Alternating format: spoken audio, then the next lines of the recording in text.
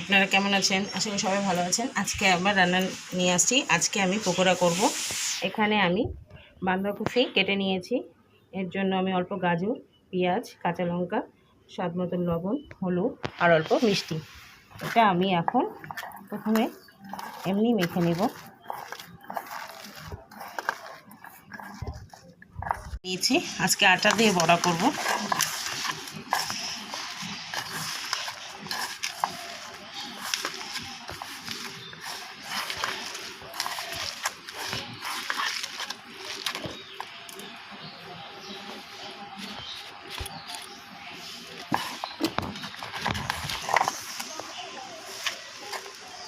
এর মধ্যে আমি হালকা জল দেবো, বেশি জল দেব না।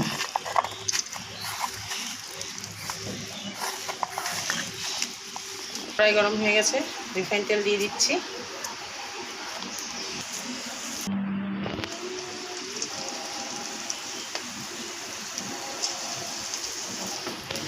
এইভাবে ছোটো ছোটো করে আমি প্রতিটি বড়া ভেজে নেব। এইভাবে করে প্রতিটা দিয়ে দিয়েছি।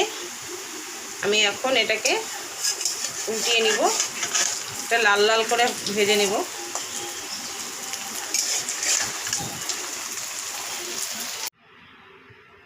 আমার বাঁধাকপি, গাজর, কাঁচা লঙ্কা, পেঁয়াজ সব কিছু দিয়ে আমি আজকে পকোড়া তৈরি করেছি।